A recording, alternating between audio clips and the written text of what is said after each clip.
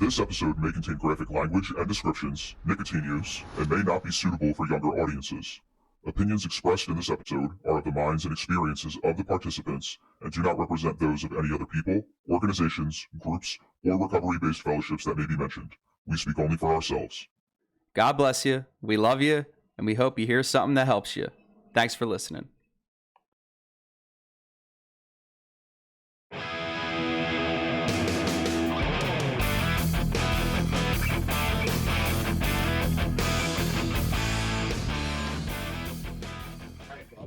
Back at it. Take one. Take one. With the candlelight. It's always take one. Yeah, the beautiful candlelight. Our nice little fall setup. You like what I did here? Dude, this is a beautiful setup, man. You like these little flowers? Yeah, dude. I made that little bouquet for Madeline when she got home from her little bachelorette business. Or no. I'm sorry. She was with her mom and Cape May this last weekend. And bring that up a little bit. Yeah. You can have it away from your face, but it just needs to be like in front of your mouth, trajectory-wise. Got it. Yeah. Got him. I got to start being a little bit more of a Nazi with the mics. Because I keep fucking shit up. Yeah, when the recording sucks, dude, and it was a good sesh, it's the worst. It's like canceled Primo on a Friday night. Yeah. Yeah. So for context for that, we just waited like, how long was it? An hour and a half. Oh, yeah. Of course you were on. An hour and a half, we talking like an hour 27? Dude, I was biting my fingernails, that's all. Dude, like, you were pretty quiet while we were watching skateboarding videos, and that's how I know you're a little, You were just glued to your phone. I'm like, oh, shit. Damn. But yeah, just like some Just Because flowers. Are you a Just Because flowers guy? I have been, but I'm not great at it. But you just inspired me to up my game. What do you mean not great? It's Just Because flowers like a thing? Or are you saying you just did it because it was like an on a whim nice thing to do? Yeah. Yeah, Just Because. Yeah, so I'm not great on the Just Because front. Not great. Yeah, man. It's, I was like... You're also not married yet, though, so... No, it has been like 4 years, though. True. And like, I definitely... The last relationship I had that went this long, she had already cried a lot, and I had already like had like weapons in her car, like unbeknownst to her, took her on like, well, not really took her, probably like emotionally manipulated her into like driving me to get drugs and shit like that.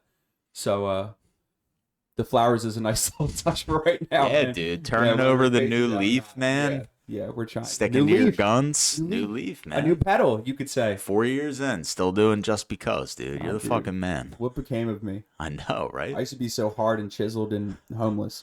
Now I'm a fucking sweetheart. So yeah, we've been waiting a long time for Primos, and our Dashers kept canceling, which I think I found out is because Primos was closed. So rather than one of them just saying, yo, store's closed, cancel your order, they just denied it. I didn't even think of that. One of them could have said something. Yeah, I've had a lot of Dashers like message me, be like, hey, taking a little longer than normal, on my way, shit like that. Just if that's the case and nobody messaged me, it's kind of fucked. But here we are. That's so weird. Here like, we are. I've never... Maybe God didn't want me to eat. Maybe it's because like I'm not shy about complaining to Doordash about shit, but I never have shit like that. It's the first time I've ever had to cancel an order on there. That's the first time like 45 minutes has gone by and there's not somebody assigned to my order. Yep. Sure. Not the first time that I haven't been a little pissed with how long it took. I've seen it roll back a bunch, but never had to cancel an order. Even on a Friday, dude. It's usually on point. Like enough people are out here dashing for sure. How long does it take to make a hoagie?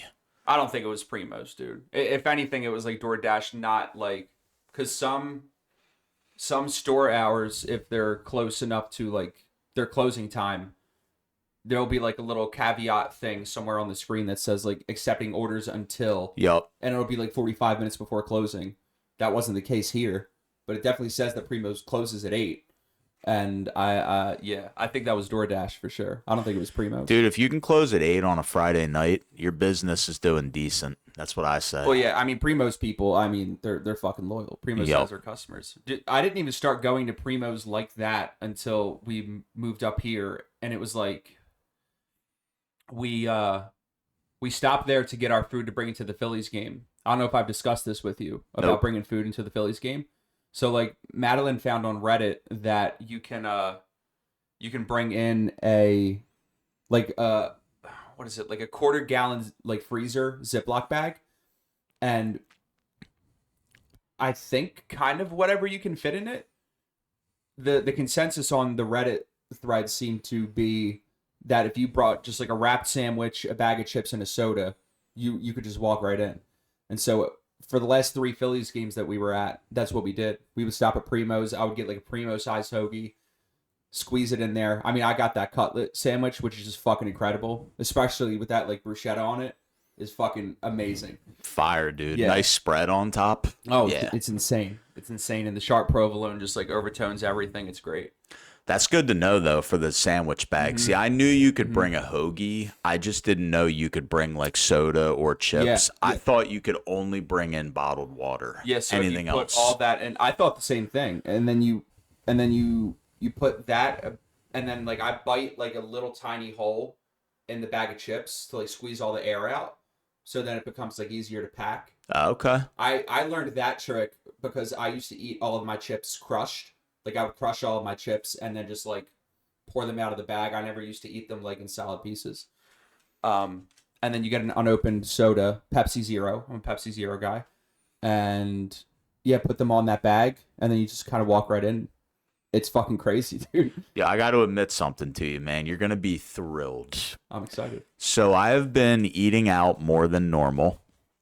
And I have just being away and shit, like being a little lazy lately. And I have been going to places that just so happen to have Pepsi, not Coke. Okay.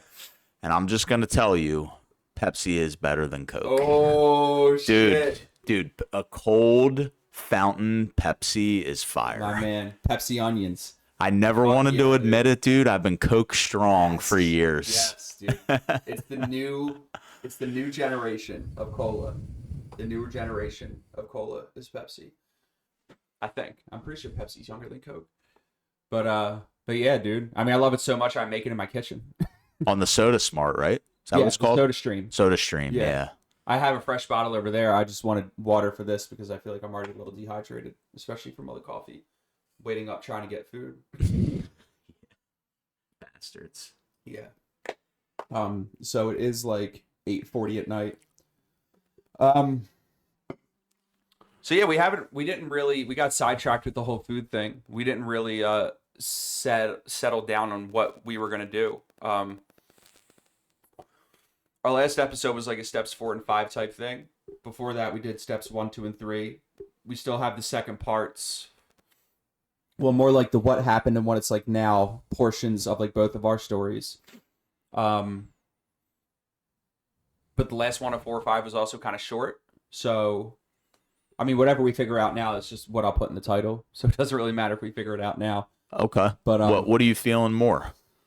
I feel like we shifted on 4 and 5 to an incredible chat about responsibility. Like, I don't know if we want to get more tech about like what goes into 4 and 5, or if we just want to kind of leave it with where it was for now. Yeah, we might revisit it. I definitely threw in the lobster bit from Jordan Peterson. That was a good snack. It went a little, but like all of like 4 and 5, all of the steps and everything that we teach in the rooms, like we alluded to, like turns back to responsibility anyway. And I had never heard that. And then I'm sure I said this on the last episode. I'd never heard or thought of it as responsibility, like whether it's like accountability is also responsibility, right? And like I heard the word accountability a lot in the rooms, and I knew like keeping true to commitments was just like felt like I was getting better at commitment and being more reliable, but I never viewed it as me being more responsible. And like when I heard responsibility from Jordan Peterson, and like that's where the meaning of life is found, I started thinking about all the different things that like made my life and myself better. And it was all Alcoholics Anonymous stuff that definitely tied to responsibility. So like I just thought it was so important to harp on that before. Yeah, and I love it because like my early sense of responsibility was just the checklist, man. Go to a meeting, get a sponsor, try to pick a home group. Yeah. It was just like the bullet list of like essentials. Mm-hmm. But it wasn't until probably about, I don't know, 6 months to a year in that I started getting a sense like, yeah, they're also talking about taking responsibility for how you live your life, how you think, how you react to things. Like responsibility is like an ever broadening topic. Right. It's not just like how many meetings did you make this week? Mm-hmm. Because you said you were gonna and you should. Yeah. Even though mine was very much held myself to, I did hold myself to like a standard of how many meetings that I would go to. And I don't know, maybe that could like go into like what, like in like a conversational format we can go over like what happened and what it was like and like what it's like now, and or at the very least like what early recovery looked like because on the meeting front, and I talked about this in our home group recently, I don't really know how well it went over, because I feel like a lot of like what I'm about to say doesn't get said a lot out here. It very much did in the city where I was like raised in sobriety, and that's like there definitely seems to be like there's definitely a minimum amount of spirituality that people need throughout the week, especially people like us, I think. And only because like while we're not different from other people in a lot of ways, the way that we are is like what we do when we're not spiritually fit just happens to be way more fucking dangerous. And yeah, I guess I could just leave it at that. Like way more dangerous and like potentially threatening to ourselves and other people if we aren't in like fit human condition, I guess. And it takes us back to that one thing that takes everything. Mm-hmm. You know, like how you've said a couple times, like I'm completely powerless over this one thing. Yeah. But that one thing will take away everything in my life. Mm-hmm. You know, so it's like, how much leeway do you have to move away from being spiritually grounded? Well, not much if you're me. Yeah. You know, and I think all of us. And there were a lot of guys in our beginners meeting because this past month was a step 2 month, or I'm sorry, step 1. And there were a few guys in there that were talking about like just coming back again, and like they can't seem to like put a few things or put a measurable amount of time together, more than like a month maybe. And I just kind of came out and said, I was like, dude, like and this isn't, I think it's easier done in the city than like other places, which is why when Mike and I spoke on here, we talked about how unique our getting sober probably was, like in Philadelphia, just because like the amount of like saturation of AA in the city is actually unreal. And I think a lot of people that haven't experienced it can't really fathom what it's like. Not only is there like a community, which like I fucking hate that word now just because of like how much it's used and whatever In our like, world. Yeah, there's all different types of like sex, like SECT, like sex of AA in the city for like anybody if you are somebody that needs to have a certain person to get along with, which I also never agreed with. But regardless, I'm saying all that because like I got sober in South Philly in 2016 in a recovery house with 13 other guys that I had never met before, which was fucking very unlike me, incredibly unlike me. Like there were 3 or 4 bunk beds set up in one room, and I was sleeping in this one room with all these other guys who ran harder than I did like not harder drugs, but like crazier concoctions of drugs, and had been through the ringer a number of times. And I'm this timid little 22-year-old, and they're all talking about how like these stories about how they would get these like yellow bags from Kensington that were like crack rock and bath salts mixed in the same thing, and they would just fucking mainline them and just end up with their clothes off going on a fucking rampage somewhere. And like that's a true story, and like that's the shit that I would hear all the fucking time, dude. And I'm like hanging out with these dudes, and like I'm sleeping on the top bunk above this guy. You know what I mean? The best fucking people though. Like I would do absolutely anything for those guys if they were to like pop back up and ask for help or whatever. Do you think that being around a group of guys that you could say, because we talked about before how we either compare ourselves up or down, right? Mm-hmm. Well, I think a lot of us do that with our stories too, right? Like you sit in a meeting and you listen to a speaker and your head just kind of tells you like, yeah, I was worse than him.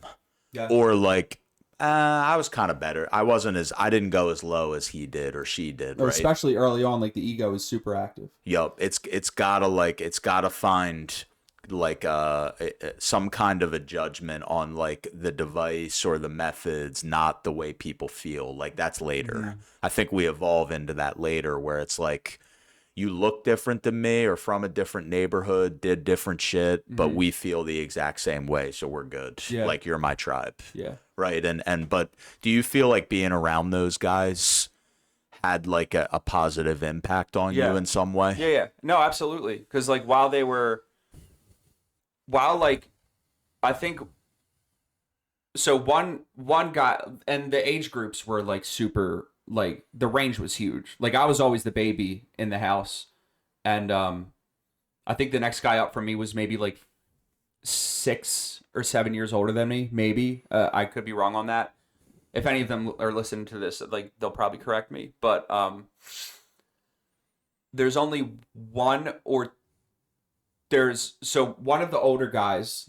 The oldest ones were like 65, 67 maybe, and had been through the ringer like a bunch of fucking times. You know, they were both like meth heads or dope fiends. And like one was missing a leg from getting like run over. I think he tried to like scam SEPTA or something and ended up like missing a leg. I forget what it was. But I think he's still good because like I mean there's not really much more than that he can do. I'm sure he feels like saved and changed to like some degree. He never really did that much work, as far as like the program goes. But yeah, man, like him and this other guy that I know that's like kind of making a name for himself in like the club scene in the city. From what I see, he's like doing pretty well. I don't know like what he's doing substance wise or whatever, but it definitely doesn't look like his life is burning to the ground and he's staying employed and maintaining his business and shit like that. So whatever he's doing, you know, he's winning, and I'm happy for him. He also offered me a job once when I was hurting, so like, you know, he's a great dude. But all of those guys definitely brought me out of my shell. I mean, one of them commented, I posted my coin today, and I used to not do that, but I just feel like it might now. I feel like it might inspire somebody. So like, it's not like looking for the congratulations that I get, because like, this is the first time I've collected a coin in like 3 years. So like, I don't really ever give a shit about that. But I digress on that. He commented and he said, now I'm kind of giving away who it is for people that are going to go look at the post, but he commented and said like, he remembers this like young, timid dude in the corner that wouldn't talk to anybody. And like, that was me in the beginning. And like, everybody was so able to get along with everybody else, all these people that they didn't know, and I didn't have that skill going in there. I was way too afraid. I was way too insecure. What I say a lot of times is I projected my insecurities into the minds of other people and determined that that's what they thought of me without any evidence to any of that. And that would always just keep me frozen in a corner, quiet, and just like, I don't want to be weird. Like, I don't want to prove my fears right, I guess, by opening my mouth. And but no, like they would always like just pick me out and like include me in shit. Like, yo, we're gonna go walk to a meeting. Yo, we're gonna go walk to the store. We're gonna go walk to 7-Eleven. Like, you want to come? I don't know how long it took me to say yes. One of the guys in particular probably was like, dude, just fucking like you're coming. Like, put your shoes on. Like, you're getting the fuck out. Like, a couple of them were really like that. Also, my recovery house owner was a fucking sweetheart, but has a a very dangerous, legitimately dangerous past, and I wouldn't say I was scared of him, but like, if you knew about his past and he told you to do something, you were going to do it, just out of that probably. And like, I've always loved him, and he saved my life. But living in that environment absolutely like did wonders for me. But I kind of lost like where I was going with what I said at the meeting the other week, and it was like I went to, because AA was so saturated and I lived with all these guys, I went to at least 7 meetings a week for 3 to 4 years, maybe, as long as I was living down there, basically.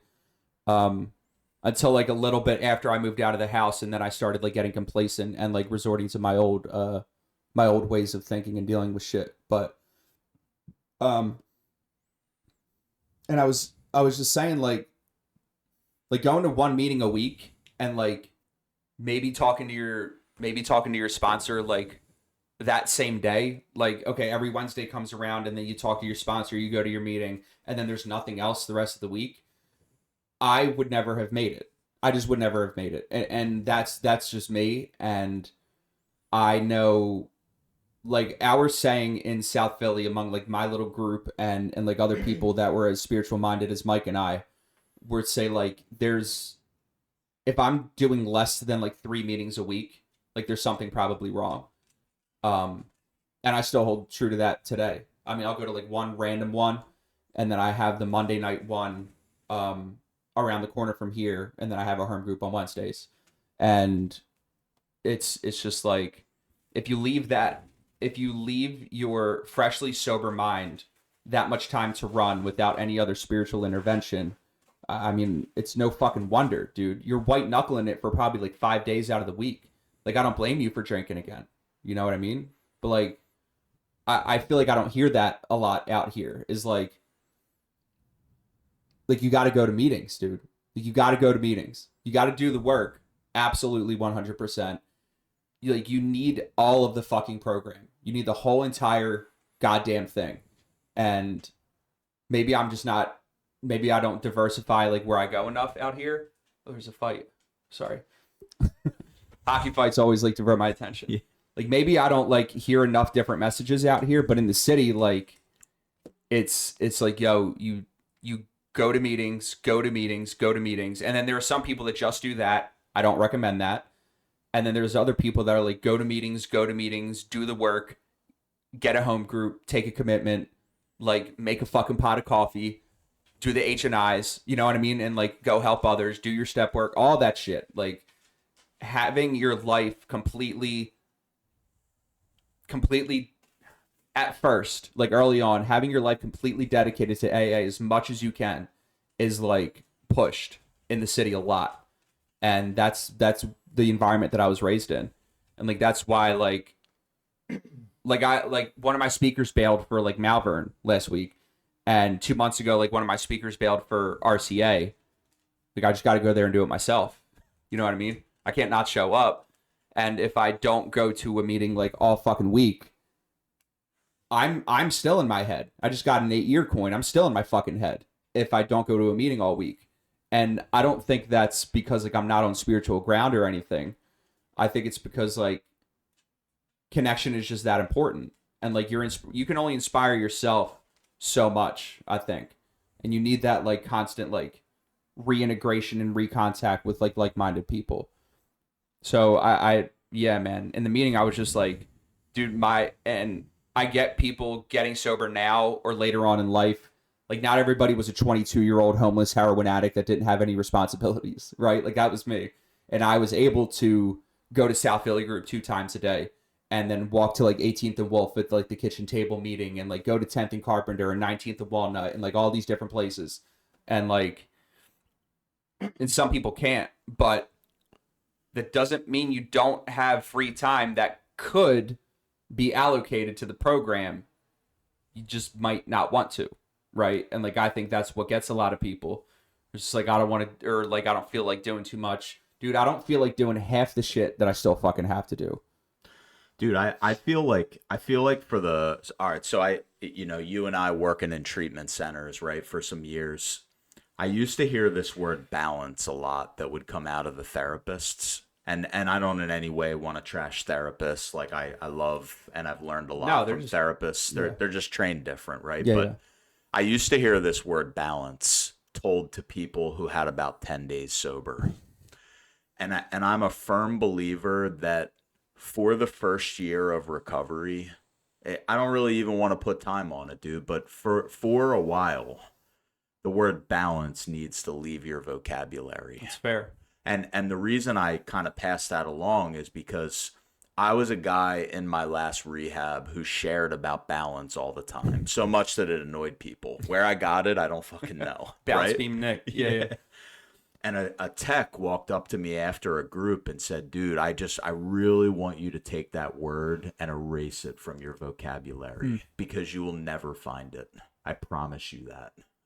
And my head is always going to be the one that says like, oh, well, fuck you, dude. I'll show you. Like, Yeah. see me in a couple years, right? But it's funny having like coming up on 11 years sober soon. He's absolutely right.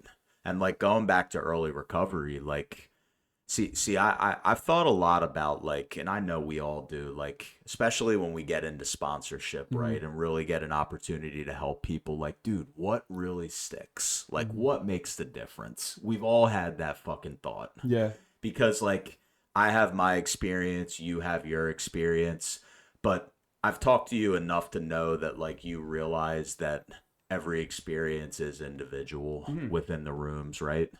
And I've asked myself that question, and I kind of just like I kind of have come up with this thought for myself that goes off of what you said, and it's sort of like you don't really just go do something and it gets better by a small concentrated amount. It doesn't work that way for anything in life for me. What happens is you go do something again and again and again and again, and you become the thing. That's what happens, right? Like if you and I were to take all the different jobs we've done in our over our lives, all kinds of different shit. It's funny how you learn whatever's put in front of you if you need the paycheck and you're going to give it a shot, right? Yeah. But dude, like you're going to that fucker every day. Yeah. So it could be a lot of things, but like what I think a lot of it is like from a job standpoint is just as an example, you go there every day, you become the thing that you're being taught and you're practicing, right? Like there's this guy, I listened to his podcasts, and he says it's Steven something, I don't know his name, but he says if you go to the gym once and look in the mirror, you will see absolutely nothing. If you go to the gym for 2 weeks and look in the mirror, you'll see absolutely nothing. But what'll happen as the weeks and months go by is you'll start to see the results when you're not expecting them, because your body morphs into what you're forcing it to do. Yeah. And I just think that's it with recovery, man. Like I did I didn't go to 7 meetings a week, but I did it exactly like you, dude. It was next thing. It was no suggestion within reason. Right. Like I didn't go visit like Bill W's house in my first year sober, Yeah. right? I was broke, I was working, I was Right. trying to rebuild a relationship. But like, why don't you come to the meeting tomorrow night? Okay. Help us make the coffee. Okay. Why don't you come chair at this juvenile jail in Westchester with 6 months sober? Okay. Yeah. Like it was always the next thing. And the concentration was really high, like you said. And dude, it's crazy. Like you fucking change when you're doing that. Like everybody does. I don't see how the psychic change that's necessary that's talked about in the rooms comes any other way. Yeah, like I agree, dude. I don't think it can be like a controlled thing. No. And like I really, really give that suggestion to anybody. Like if you really want to produce a change in your life that's a positive one that needs to be made, for 1 year, give yourself the opportunity to completely forget about the word balance. Not saying don't go to work, not saying don't take care of your kids, not saying totally ditch your wife or your girlfriend like I learned the hard way, right? But like, dude, concentration, man, it just fucking works. Yeah. You know, and like the more of the recovery, like all the sides of the triangle that you throw in there, all of a sudden, man, like you got the internal, you got the fellowship and the connection, you got the feeling of altruism from helping people. Yeah. Like, yeah, dude, like I that to me is like, I don't want to say like a non-negotiable, like I wouldn't beat anybody over the head with that. Right. But I just don't think there's any other way in that area. Yeah, it's like, and when you started hitting on the word balance like you did,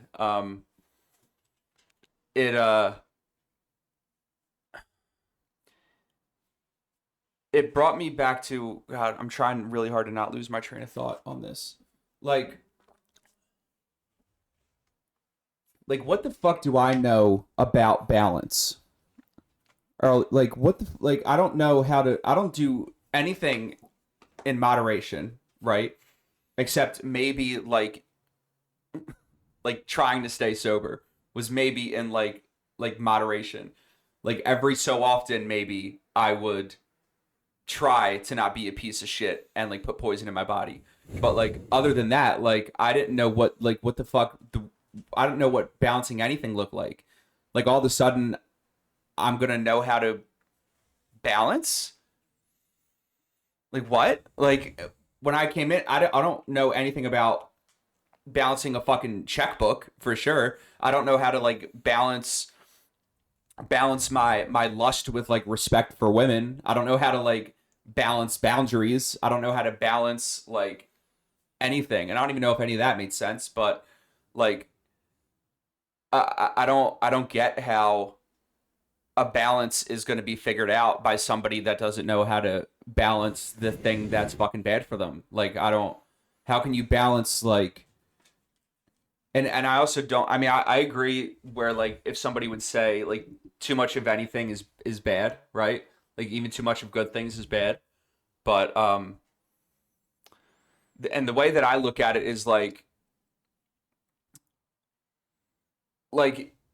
there's that saying where like we are trying to brainwash you because your brain might need washing, right? Fucking right. And so like imagine like if like you're like I haven't washed my car in like over a year and a half probably because my side mirror was knocked off when I lived in the city, and I have to like Gorilla Glue it on, and it goes off every time I'm in the car wash, and I don't feel like fucking gluing it again. And I get embarrassed when I drive out of the car wash and my mirror's hanging off. So I haven't been to a car wash in forever. But if I just like sprayed it with the hose, like right now, and then waited like another month and sprayed it with the hose, my car would never be clean. You know what I mean? And like maybe that's a real stupid like metaphor for it. But it's just like I just don't, and maybe I'm at a loss for words because I was just given like, yo, you have to make this your fucking life and that's it. And like maybe that's why I don't have like the intricate like words to describe it, but I just don't see how it could be any other way.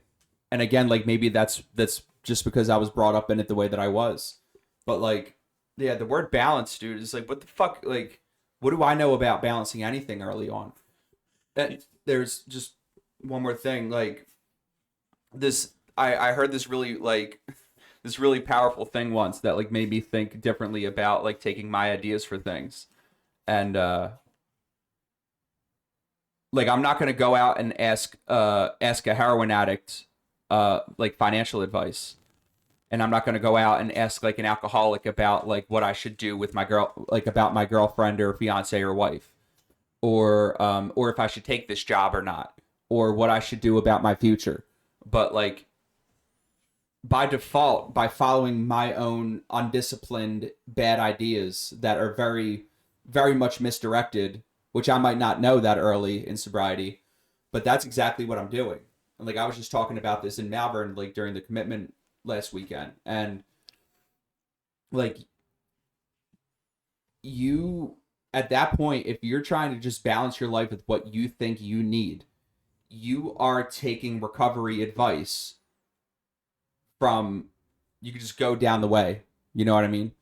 And like they might give you good shit, actually. Maybe that's not the best thing because they've probably been through it a few times and they know what the fuck to do, even though they're not doing it then. As long as it's not advice for them. If they're Yeah, if they're giving advice to you, That's anybody with it'll be everything. fire. Yeah. It'll be But like fire. you're following like a sick mind that doesn't know anything about the thing that you're trying to control. Like you have no experience in like what's best for you. You know what I mean? I mean like the royal you or me, I guess. Like that early on, I don't know what the fuck I need or like what's best for me, what my best path forward is. And like all of a sudden now I'm going to find a fucking balance. Like how the fuck am I going to do that, dude? Life is so intimidating to me at that point, and I don't even know what the fuck I'm going to look like at 50 if I even make it to 23 alive. Like, and now all of a sudden I know how to just like navigate this little bit, and I'm going to take a little bit. I'll just do like one meeting a week, and like maybe I'll text my sponsor that same day and like we can meet up before, and then the rest I can try to work on my relationships with this default fucking faulty brain mechanics that I have going on. Like, and I don't mean to sound like lording or like a dick about it. I just kind of end up sounding that way a lot. But like, yeah, dude, like it has to be everything. It's everything or it's nothing. I love the passion and the examples. You didn't sound like a dick at all. Just got to give Well, you you're that. kind of used to it, so No, dude, it's yeah. I feel like that's a line that like kind of has to be like what's the word, treaded and crossed sometimes, because like just like you said, man, how am I with 6 months sober gonna manage the outcomes I want with a brain that's not recovered? Mm-hmm. It's silly. Like it makes absolutely no sense. You know, and I just think that, like, back to what you said, too much of anything is a bad thing. Mm-hmm.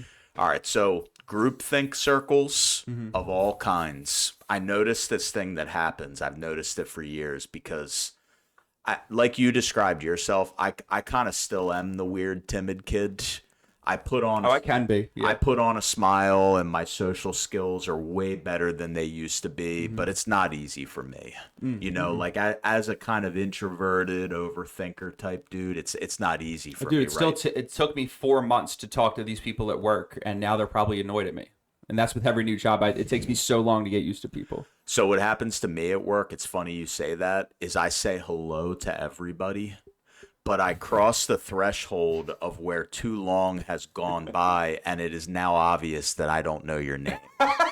And it gets fucking awkward, dude. Like That used to happen like, to me at meetings in Philly all the time. like dude. these two girls in my row where I work, where my cube is. They walk. I talk to them, like laugh with them, everything. I've Yeah, yeah. worked with them for 2 years, and I don't know their fucking first name. I swear to God, it's so embarrassing. When I walk by their desk, if nobody's around, I peek at like their shit just to see if it's You try to find a their nameplate name on or them. something. Dude, I've looked Yeah. them up in the Outlook email, and they'll walk by my desk and be like, "Hey, Nick, good morning," and I'll just be like, "Hey, good morning." Yeah, I was Like- gonna suggest the email thing too. It's funny you already tried Dude, that. it's but like I get that, man. Yeah. Like I put myself in totally okay social situations because it's never as bad as I think it is. And like you said, I'm just projecting what you think about me onto you. Yeah. You probably think I'm fine, and you probably don't think about me at all. It's all self-centered. 2 minutes. Yeah. It's just self-centered fear. But yeah, dude, like the social thing has come a long way for me. But anyway, I'm the guy that'll sit in meetings and just observe things sometimes. And I know I'm kind of making that out to be weird, but there are these things that go around groupthink circles, such as if you bring 20 fucking random strangers, newcomers into a room, and you say, just so you know, too much of anything is a bad thing. Every head will nod. I don't know how to describe that, man. It's this thing that happens in groupthink circles. We haven't really explored it or broke it down, but we believe it to be true. And what I think I would actually say is too much of the right things for a while is a great thing. Okay. Or I would even say this: too much of a bad thing, too much of anything for too long is a bad thing, right? If I'm going to a meeting every day and neglecting my family and the people who are looking to rebuild relationships with me for the first year, okay, fair enough. Yeah. If 26 years later, I'm like telling my adult kid that I don't have, that I can't make it to her birthday party because I have to go to a meeting, I might be starting to run into some trouble. But yeah, dude, like I am such a believer in concentration. And I think here's why. I have watched really well-intended people try to hit just the right threshold too quick, too soon. I'll go to 3 meetings and I'll like go hiking on the 4th day, and I'm still doing IOP for like a few more weeks.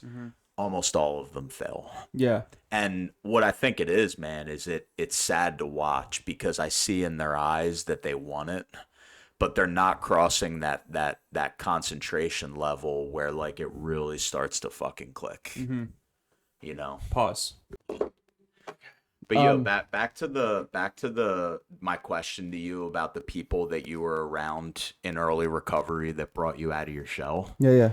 You kind of just helped me realize that like the same thing happened to me. I don't know if I ever really put that together before. So mine was not in a recovery house. It was 45 days in a state-run rehab and 2 months in jail. And just being with people who like seemed worse than me, even though they weren't, because I became everything they were. And people that would literally say like, hey Nick, we're going to the gym. Okay, it's cool. No, like get up, like you're coming. You're coming. Yeah. Right? Like, dude, it helped me so much bring me out. And you don't want to like too. disappoint them, or like if I say no, then I'm definitely the fucking weirdo, right? Oh like, yeah. Dude, like they're just gonna come home and then I'm still gonna be here and I'm gonna do nothing while they're out there doing something. Yeah. Well, and plus, like I would be missing the opportunity for acceptance, which we both, I think, could agree is what I really want. Yeah, it doesn't feel like that in the moment because like my fear overruns everything. But yeah, oh man, and like these were all guys that like I mean, every person that's been in a recovery house successfully probably says this. Like there were a bunch of guys that I ended up learning to like love and get along with for a long time, that I definitely would not have like taken a second look at like out on the street or anything. You know what I mean? Yep. Shit, half of them probably would have robbed me out on the street, just to be completely honest, dude. Yep. And they were incredible people, and without them, even though most of them, like it ended up being Mike and I that were kind of the ones that got that oversaturation in of the meetings, but then also did the other stuff, like brought all the other shit in. Like the big book talks about like God alone isn't enough, the fellowship alone isn't enough. Like you really you need all of it, like especially getting to the point where you can help others in the way that like sponsors help other people. And Mike and I just always pushed each other. You know, he was way more consistent than I was, for sure. Like, I still dealt with my... I was still very much susceptible to, like, deeper, like, mental issues that would leave me to, like, isolating and basically acting the same way I did in my room at my parents' house, but just in a sober house with, like, a year and a half. And, like, wouldn't go to meetings for, like, a little while. But more often than not, it was, like I said, like 7 meetings a week. On the odd week, it would be 6, unless I was in some fucking funk that, like, Mike had to bring me out of or inspire me out of, or that my sponsor would pull me out of if Kim hadn't heard from me in a little bit, or if I just got super sick of fucking feeling that way. But I had already felt, but like the polar opposite better of that, and knew that I could go back there if I just went back to the fucking meeting. And then I would just go back to the meeting, scared as shit, skin getting all hot and crawly because I'm just crawling out of a depression hole, and like feeling really weird, not trying to talk to anybody. Wouldn't talk to anybody, but I was showing up and doing shit for myself. And that's enough to, you know, get the positive psychological wheels turning, you know what I mean, and like produce a positive effect. Yeah, and get the welcome and get like the like that kind of breath of fresh air that it sounds like you needed on like the mental and emotional side. Yeah, dude, it one of my biggest assets early on was having no driver's license. Like, do you remember the meeting on Wednesday night we were at where there was so much fucking gratitude and just like fire in that meeting. Which one? Like the home group where you spoke. What? Yes. This 2 days ago. Yeah, 2 days ago. Okay. Did you get that vibe out of that meeting? Absolutely. Dude, Yeah. so much just respect and love and gratitude. Well, like, it got my wheels turning, man. It fucking does that, right? Yeah. And I was thinking back to people that took me to meetings 5 days a week, every week for 2 years out of the goodness of their heart. Yeah. And like, not having a license for a socially uncomfortable guy was a godsend, because I would ask you in the beginning, hey, can I get a ride? Can I get a ride? Can I get a ride? With all my awkward extra shit. I'll give you gas money. No, you won't. I'll buy you a slice of pizza. No, you won't. Yeah. Right? Yeah. I'll buy you one. Yeah. I used to like joke with the one dude and try to like slip a $5 in his car as I was like shutting the door. Oh yeah, Mike would do that shit sometimes. And he was just like, now you're just disrespecting me. Like, take your money, you know? But dude, like, I would ask it first and then they would reach out to me. Yeah. You know, so now it's like I'm building this social connection, because I think I had like 3 main guys. I'm building my social connection and I'm starting to build responsibility. Yeah. And here's how the responsibility kicks in. So I have this pet peeve, right? Where if you're like a girl that I'm gonna go out with or something, like, do whatever the fuck you want, we're fine. I'll sit out there and wait 10 minutes. If you're a dude that I'm picking up for a meeting, be fucking ready when I get there. Right? I'm not courting you. This is not 1950, right? Like, be sitting out front when I pull up, get into my car, and we will go. Dude, it's the amount of people that, like, I would get to their house and they'd make me wait 10 minutes. Oh, dude, I would get like that in the city because I would have to double park in the fucking street, and I'm out here waiting like, dude, I texted you forever ago. So a lot of times I was the one that was late. Like, you would have hated me if you were picking me up in early recovery. I would procrastinate everything. But what meant a lot to me on the responsibility front was, like, the one dude that would give me a ride said it to me one time in a really cool way. He was like, yo, man, like, I pick a few people up. You're ready every time. And, like, that shows that you respect my time. And I really appreciate that.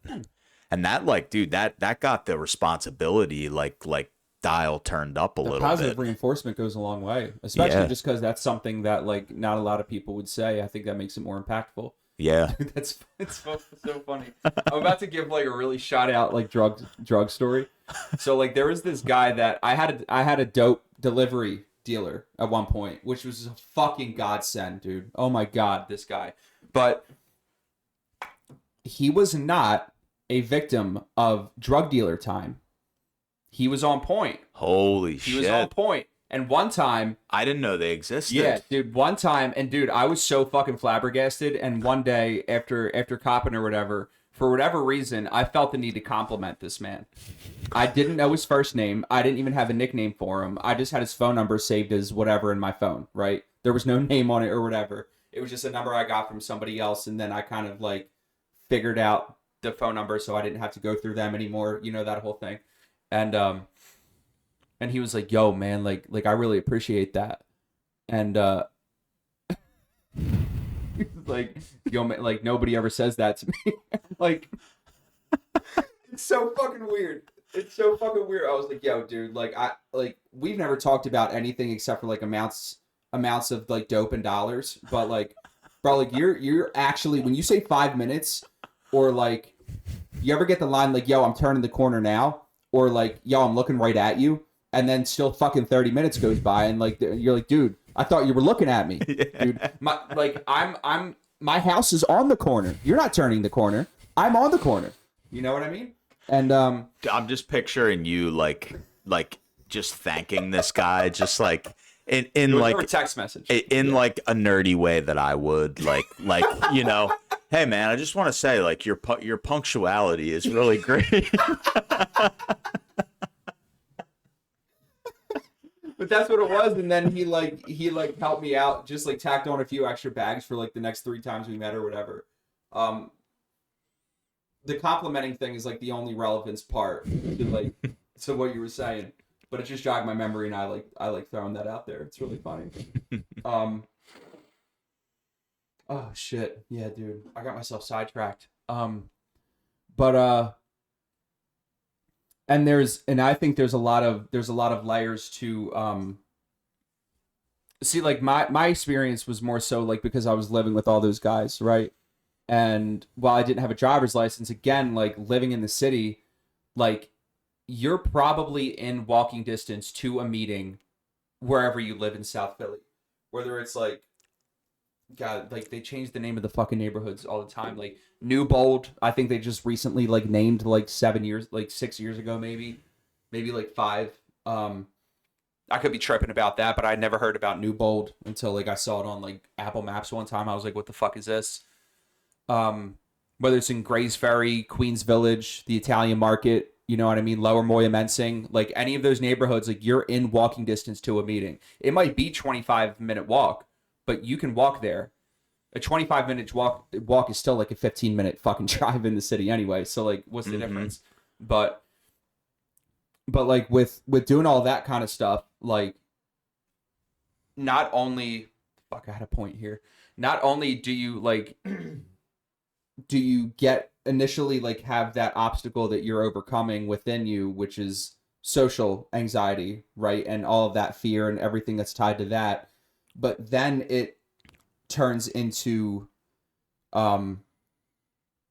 responsibility, like you said, but you're also, with now being included, like you started texting you instead of you texting him or whatever, like now you're also a part of, as soon as that first text message, in my experience, like as soon as that first text comes through and it's like, oh shit, like I just became like a part of this, like out of nowhere, you know what I mean? I didn't really see that while it was happening, but like then you get that like somebody else initiates the contact instead of you, and it just, like when that first happened to me, it definitely gave me like a sense of belonging.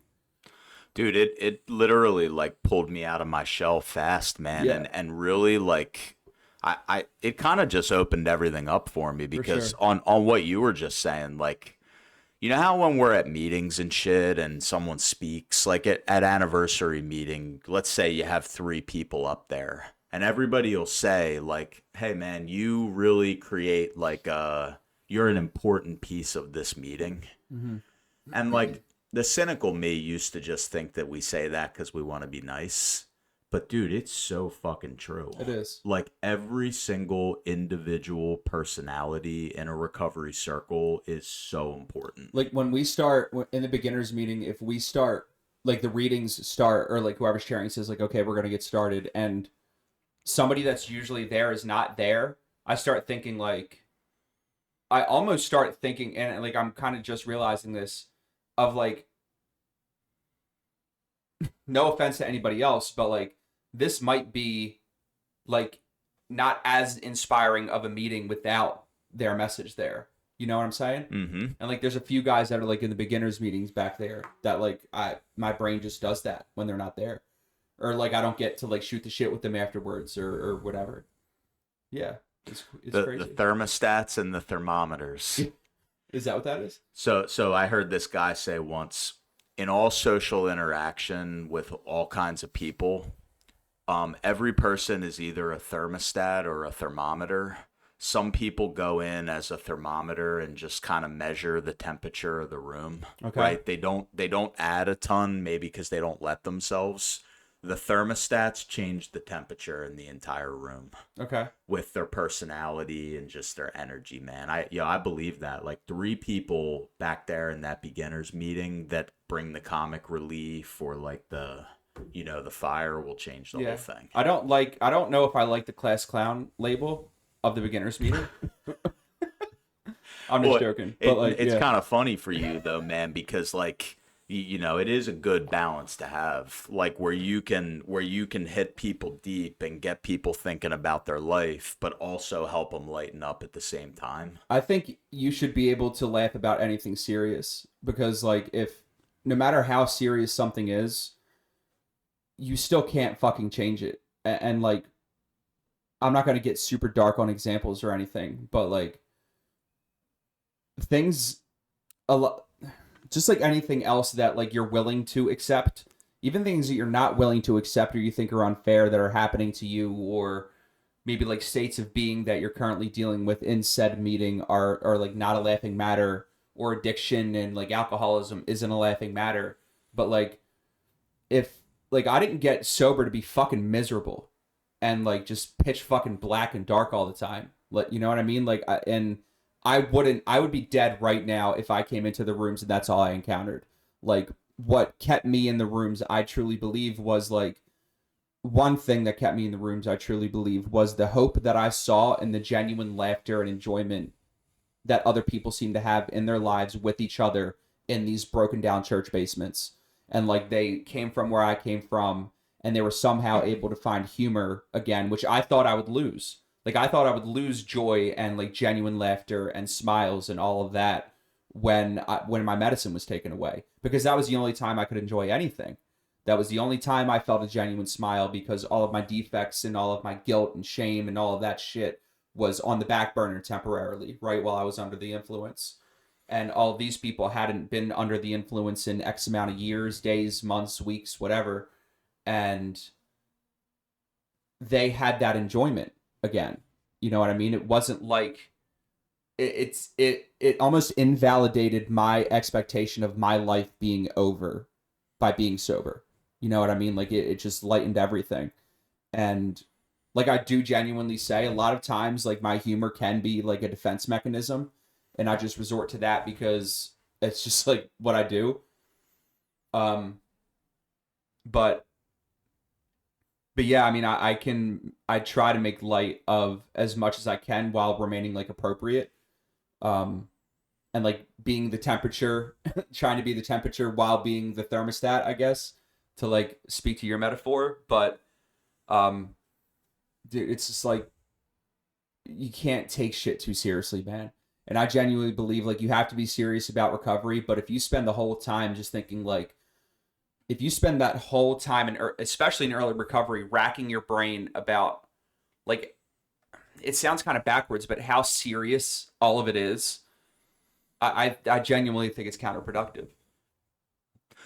Well, like to me, I think that like when you watch, like you kind of talked about like the inspiration of it, like watching that in the rooms, at least that's what I got out of it. And like when you watch somebody who you know is struggling make a joke or lighten up somehow, or like laugh at somebody else's, yeah, like show a little grace through struggle, dude, it's so incredibly inspiring, man, because like I know that when I'm in a dark place, if I stay there and it gets too serious, I'll go into victim mode, dude. I know I will. Super quick. I'll start comparing.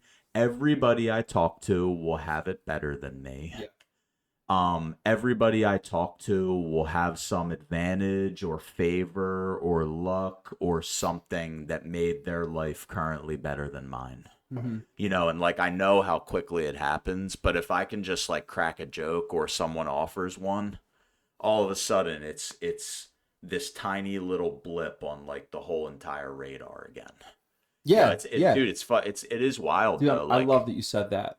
I love that you said that, because like as soon as I'm done, it's just like why we tell people to, or why the program suggests that people go out and help somebody else, right? Like when you're dealing with something, and like I think like laughter is the same way, where if you can get that little bit of time where you're not dwelling on this thing, no matter how long like the time away from dwelling on the thing is, when you come back to it, it's like it went from the most giant, it went from fucking Mount Everest to like the anthill out back in your backyard. Like it genuinely does, dude. And like when I first experienced that, like I that's when I kind of was just like I do make it a point to try to be humorous sometimes.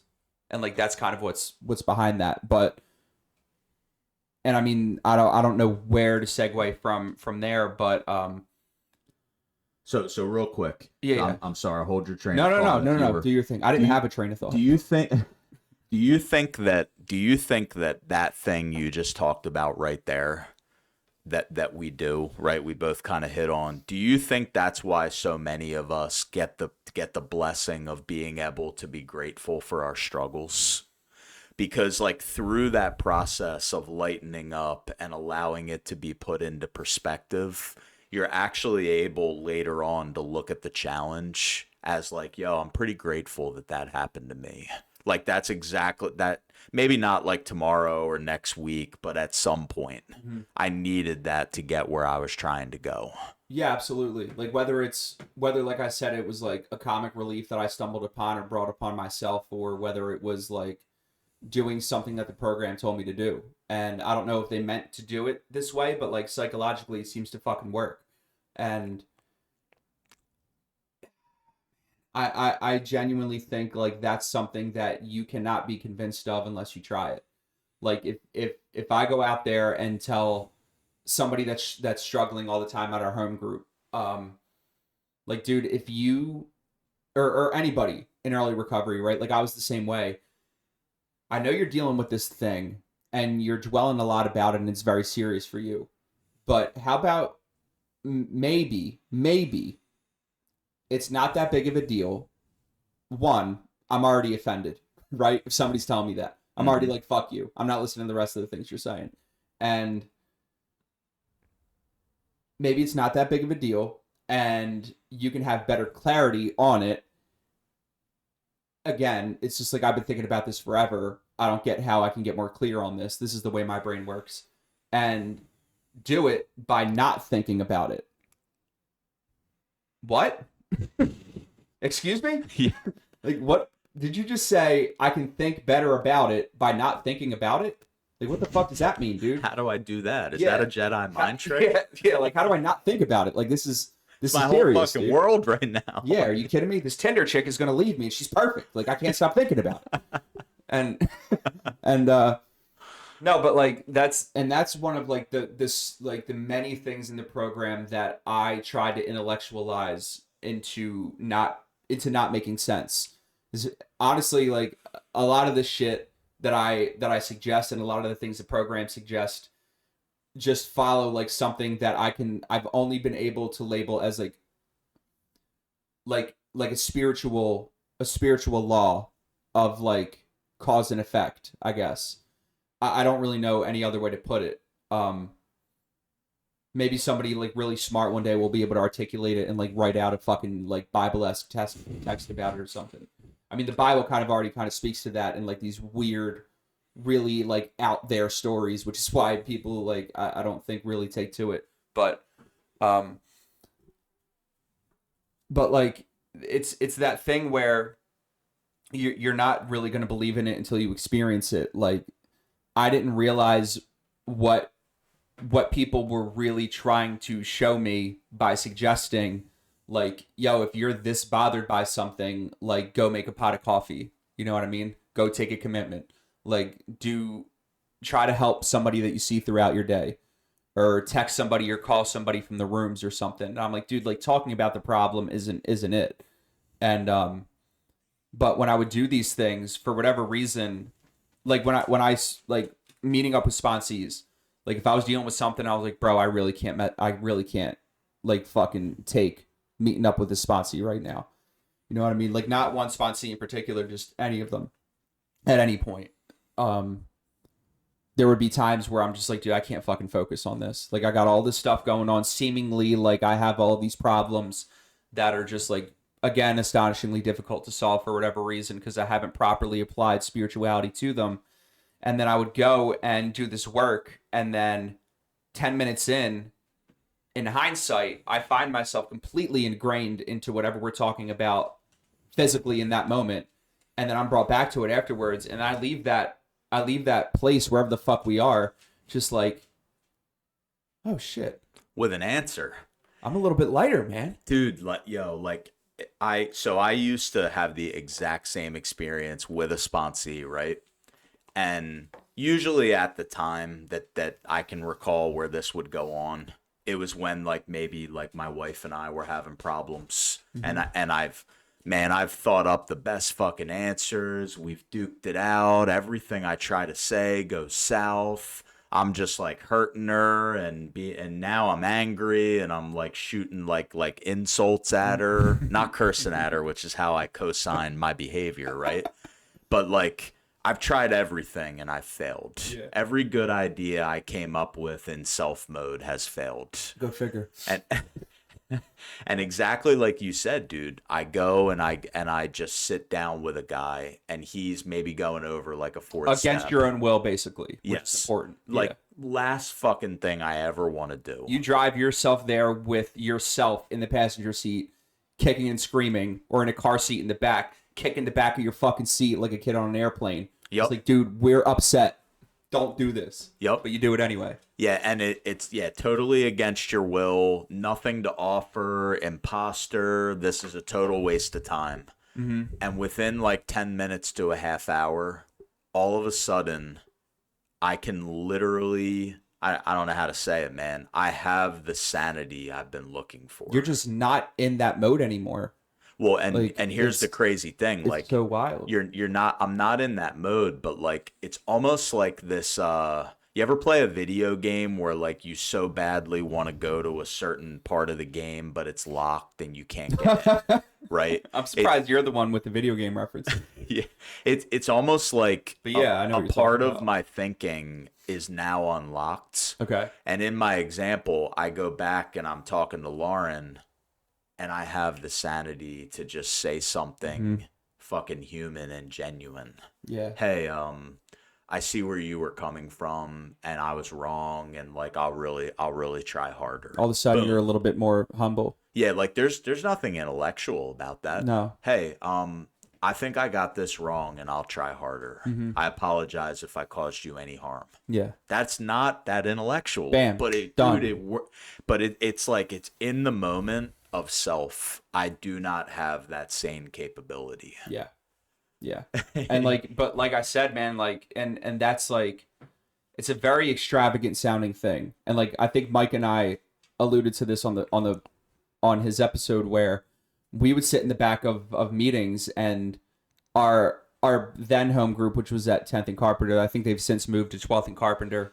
I haven't been there since they moved, but they read the 9-step promises at the end of the beginners meeting. And at the end, they say, are these extravagant promises? And everyone's like, we think not. And Mike and I would look to each other and be like, they kind of are, dude. Like, not all of that shit seems pretty extravagant to me. Like, I doubt it.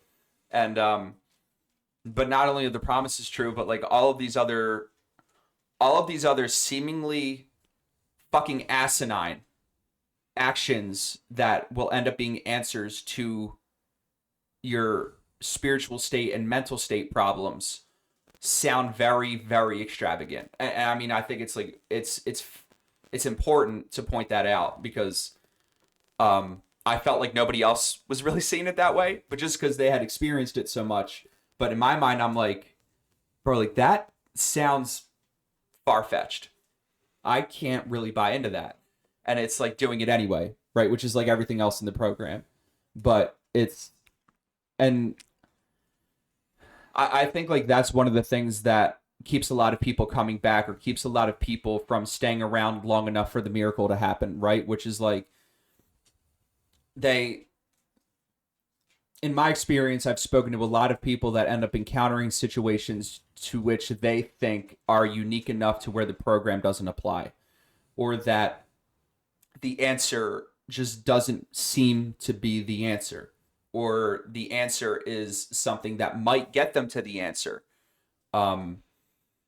And dude, it's that's just really it. Like, it is. And for whatever reason, dude. And I mean, there are like actual therapeutic techniques that like speak to the same thing, which I can't really think of in in the moment. But Well, dude, I think that that's the hardest part about spirituality for all kinds of people. I agree. It is so simple it can't be comprehended. Yeah. So like a couple years into doing this, where I had talked to my sponsor a bunch, I'd pull dudes aside at the meeting, I'd run my problems by them, you know, really looking for a cosign, like we were joking about the other night. Didn't ever get it. My best thinking never really worked, and like a few years into this, like I remember having this conversation with somebody. I don't remember who it was, but they basically said to me, like, do you understand that these problems that are being solved are essentially solving themselves? And like I really didn't know how to, like, it clicked, but I didn't really know how to do what I normally do, which is play back what the person just said. Yeah. Right? It sunk in a really deep way, because like I think he was trying to say to me, like, you're not going to sit on your hands, but like you're not going to formulate the solution here. You're going to say something, or not do something, or sleep on it, or go make it about somebody else. And this problem is going to fall in line with you almost completely uninvolved in it. right. You know, and Chris, who we're going to have on here, used to always try to say to patients in a super fucking Chris way, not like a deep way, like in this kind of way. He would say, if you could forget about yourself for 5 fucking minutes, we wouldn't be sitting here. Have you talked to him I haven't. about coming on? I haven't. I We need just made a to. promise I to me and the viewers. So I did. All right. I will reach out to him tomorrow. I'm Promise. just busting your balls, dude. Promise. But dude, like it took me a while to realize that, and I think it's something that I'm always going to be relearning as like challenges come up. But I have put in this much effort, and the circumstances that have unfolded have been like up here in just amazingness. Positive ones. And and like I can't say that like I handcrafted that with my best thinking. No, it came from not thinking. I mean, that's what it is. See that, dude? That's where it gets real spiritual Yeah. and fucking funny, man. Yeah. It does. It's so hard to comprehend that, but what you just said to me is total truth. Yeah. It's not your yeah. thinking. It's not your will. It's not your strategizing. It's just there's, you know, my sponsor used to always call it grace. There is grace around you everywhere all the time. The problem is you don't see it.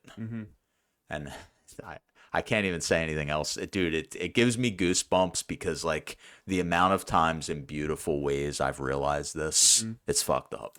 And I think there's an important avenue on this topic to go down for like the early recovery topic, which is like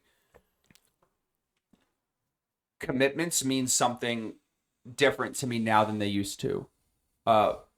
Before, commitments were just things that I had to do, right? Things that I was doing to be a part of this because everybody else was doing it. A lot of times I did it because I wanted to belong, right? Even though, like I said in the meeting, is like, there's plenty of times where I'm like, please love me, but like from all the way over there, leave me alone, but please talk to me, but not too much, or maybe at all. And it was just like that back and forth, right? But at some point, I can explain it like this. So I would take a commitment for, let's just say like Presbyterian Hospital was like a real common one that like their detox unit was a real common one that that my home group had. I think it was like every Tuesday, maybe. And we would go over there, or like when we would get VA commitments, we would go over there, whatever. And I would take it. But it wouldn't be for like a month, maybe like a month and a half. And so like going about my life or whatever, for whatever reason, happened all the time,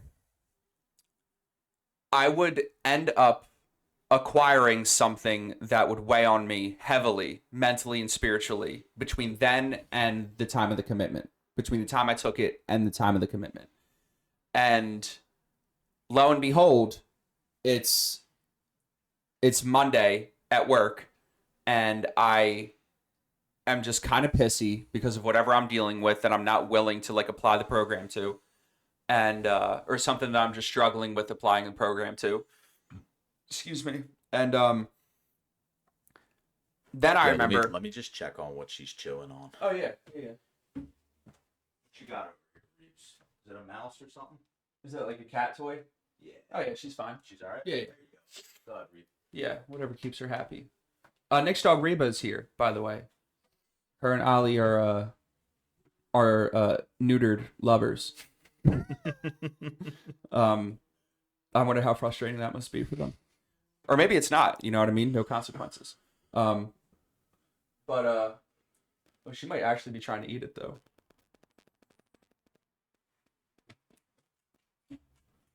Oh yeah, I might take that away from her. Not because I care about the toy, but I don't want her to swallow it.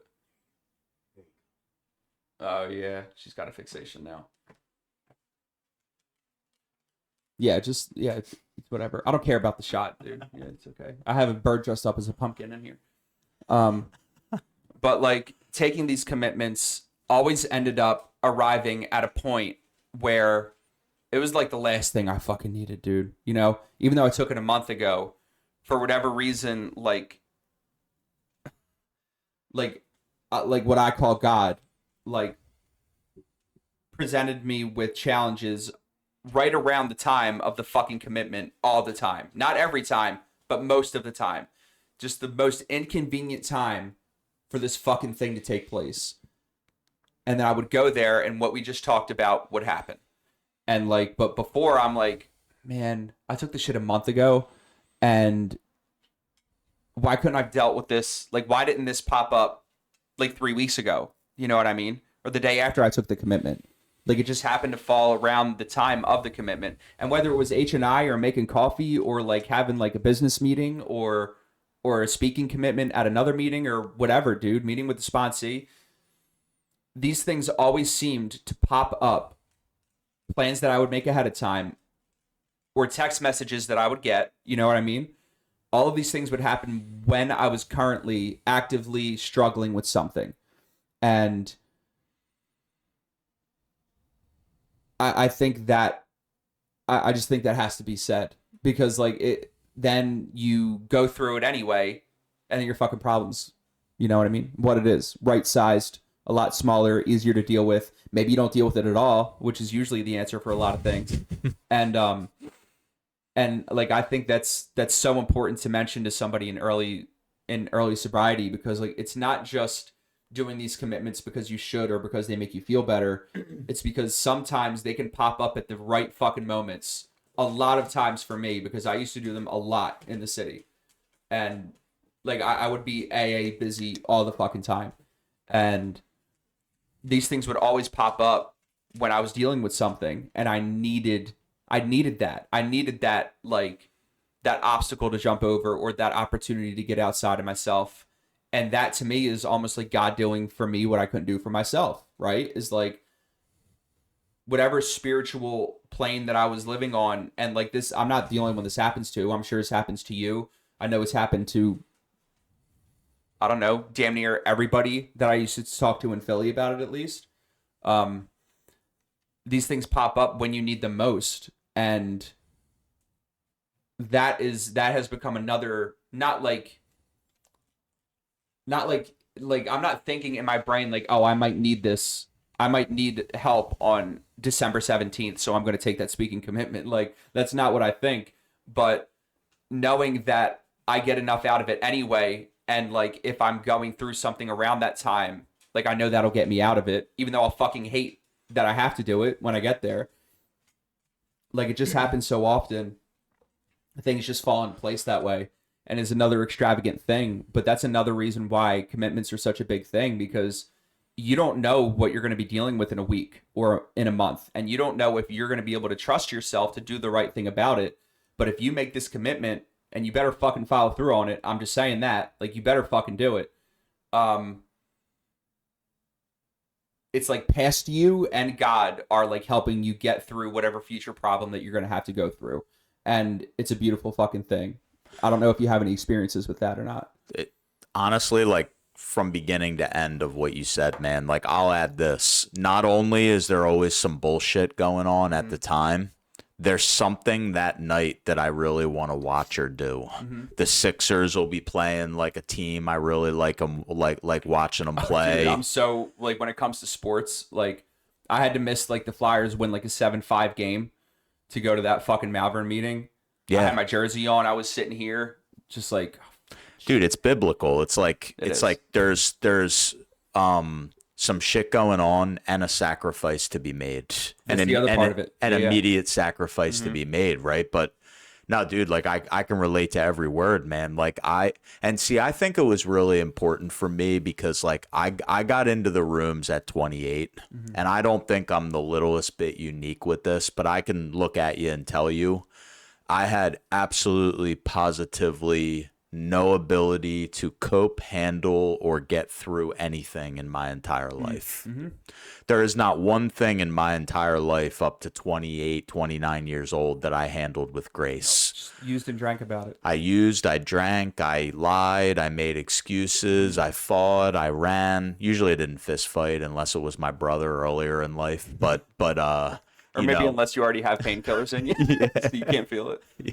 Dude, I had no ability to handle anything. And like I kind of know some people in my life today. I think she went upstairs. Yeah, she's kind of scurrying around a lot. It's Yeah, she's making me probably bored. nervous. Reba, You don't think she has to go to the bathroom? Reba. She's all right. She's probably just. Can you lay down, Reba? Hop up there and lay down, babe. She's not gonna listen to you, dude. Dumbass daddy. But oh, fuck. Yeah, I had no ability to face anything. Right. So I kind of look at it like putting together what we're saying here. God is showing me like I and the people around you who want to support you will help you take care of everything if you will stand in there. That's all you have to do. Yeah. And I start watching myself get through things. I start watching like disputes with family members blow over, big giant huge job nightmares that are not even close to job nightmares Right. blowing over. Yeah. And all of a sudden I'm like, honestly, dude, like 4 or 5, 6 months sober, and I don't have the words for it yet, but I'm realizing that like I'm okay. Like things are starting to work out in my life.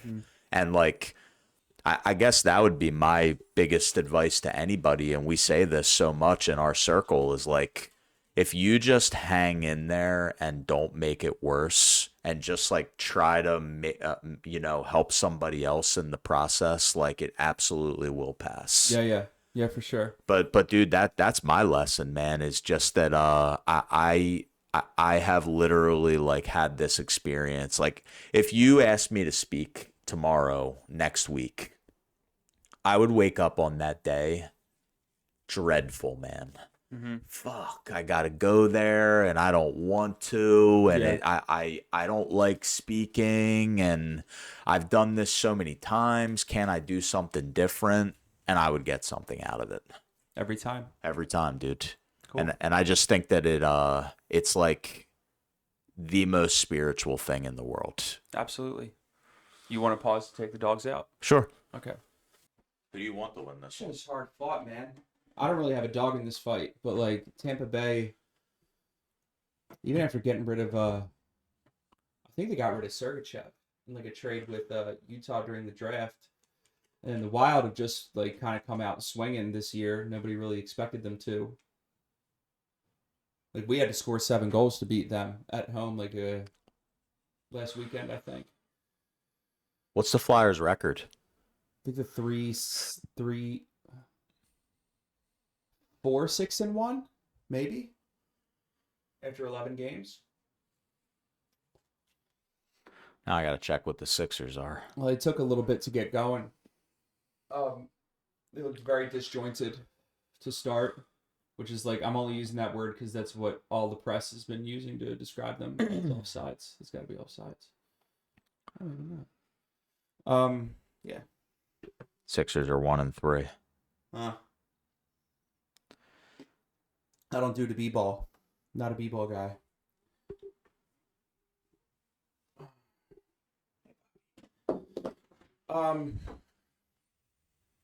Yeah.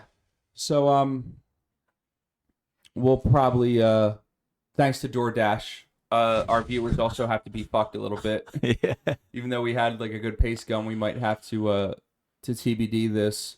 Because there's so much more to be said about early recovery shit, right? And like no matter how much you talk about it, I feel like you can only scratch the surface of it beyond like somebody having their own experience. But like the things we kind of talked about were like trying to make it as concentrated as you can of an experience, right? So it can become that working part of your mind, and like you can start to reap the rewards of that, however small they may be in the beginning. As far as the grand scheme of like the rest of your life in sobriety could look, they're very small victories that mean a lot early on, and you're gonna have to do a lot of things that don't seem to fucking make sense or be related to the problem you're dealing with, but they will solve your problems all the same. And you can call bullshit on that as much as you want. Doubt you'll do it more than I did, or maybe even the next person. I think everybody calls bullshit on it, but it just fucking works for whatever reason. It just fucking works. Like go to as many meetings as you can. At some point, hiding out in AA is a real thing, which I didn't really get to touch on. I think I went on like another mind path, but I wanted to touch on that at some point. It's not really an early recovery thing, but yeah, you just gotta jump that fucking cliche with both feet in. You know what I mean? Both feet in, make it a part of your life. The only thing you need to give up is everything, right? That was a cliche that I fucking hated, but like it's true. It's just like your life has to be this if this is going to be what saves your life, and usually for most of us, this is all we have left to save our lives. So you have to make it everything. You have to treat it like it's the only thing that's going to save your life, even though your ego doesn't want you to. So to go JP with this, so that we don't go an episode without, Yeah. right? We sacrifice everything anyway. Mm-hmm. You know, it's kind of funny to look at that, man. Like it is such a sacrifice in the beginning, all the meetings, talking to people, coming out of your shell. It is. But like I've sacrificed everything anyway, whether it was like drug and alcohol related or just adulting. You know, so but I really do like, I love that we got to hit on this, man. And like when troubles come, I don't want to make it go too much longer, but you threw the sacrifice thing out there and I can't not talk about it. Like the sacrifices we're used to making, and like why we're so hesitant to make these ones, are the sacrifices we used to make we were sacrificing everything meaningful for short-term gain. And that is not a proper recipe for living happy, joyous, and free, or having any kind of contentment, serenity, peace of mind, sense of community, relationship, anything, right? And like now we're completely flipping the script and sacrificing the short term for the long term. And it's fucking hard. You know what I mean? It's really hard to do. I didn't do that. Like that wasn't my conscious thought doing it. But like just observing what we do, that is what we do. I'm not saying like, okay, I'm going to sacrifice this time now to go meet up with this guy and do this step so I can feel better later. Like that thought rarely ever enters my mind. But that's what we do, and that's why it's so hard. I still hate doing it. Yeah, same. You know, Yeah, but it man, it really has become like, I guess, meaningful. You know, I'm not going to say it's not still a pain in the ass, but like the meaning it gives me to play the long game, so meaningful. My ego regenerates every day. The human ego has the regenerative properties of the human ego is very impressive, and something that I'm grateful for, because if you never have that obstacle, then you never experience growth. If you never have negativity, you never know what positivity feels like, I think. And I always give the ego like a little shout out once in a while, because I think it is something like in a roundabout way to be grateful for, even though it can fuck you a lot. But it provides you obstacles, You know what I mean? And life will be boring without it. This That's is all true. I know. Yeah. So like for this to wrap this up, like, dude, you just gotta throw the hands up. You know what I mean? Just like, I'll do whatever. We talked about taking commitments, like meeting commitments. All of that stuff will do way more for you than you realize. It's very small. It's inconvenient. Newsflash, commitments for most people, even if they have like 1 week, 1 month, 8 years, 11 years, 35 years, usually are inconvenient for people. You're not the only one. Ollie, come on, man. I'm trying to wrap up a nap. Come on, dude. He's celebrating the fact that we're going to stop fucking talking for 2 seconds. Everybody's inconvenienced by it. You're not the only one. Some of us have just done it anyway enough times to know that like you just got to do it. You know, we don't look like we're kicking and screaming, but a lot of times we are on the inside.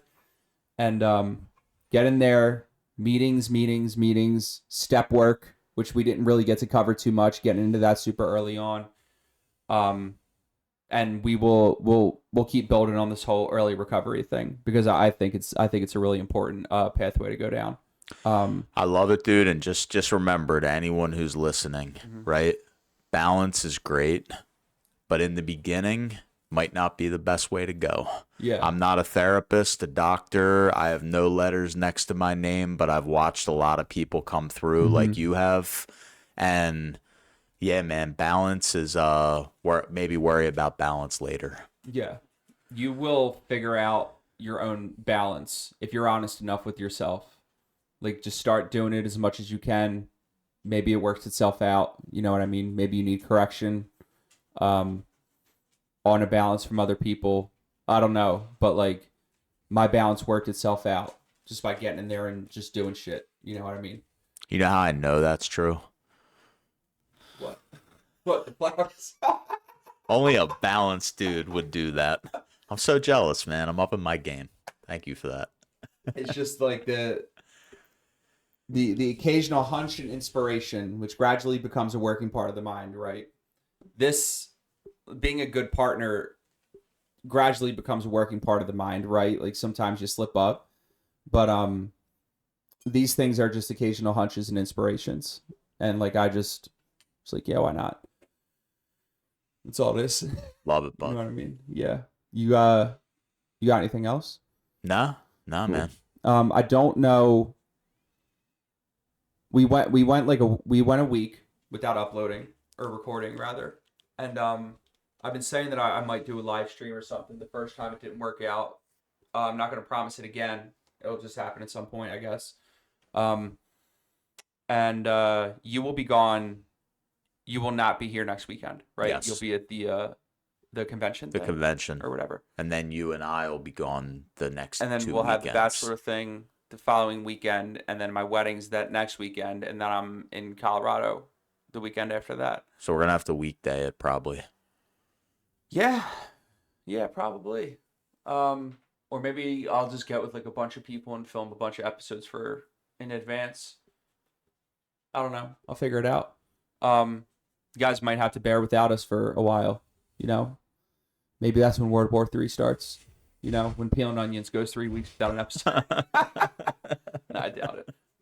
Post-election and no peeling onions. Oh my god, dude, I can't wait for this fucking bullshit to be over. I don't give a fuck who you vote for, dude. Just get it over with. God damn it. And don't dude. tell me about it. Yeah, I don't want to hear about it at all. I don't want to hear about how retarded I am. I don't want to tell you how retarded you are. Just like, stop it.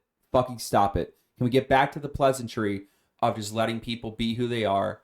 And that's your business. You know what I mean? I'm not going around asking people how often they fuck their wives, right? Because it's not something you talk about. Let's bring that shit back into that category. Whatever. That's it. I'm glad that came during the end, because if it was in the middle, we would have went on a whole thing. But yeah, so that does it for this one. And God bless you. We love you. We hope you heard something that helps you.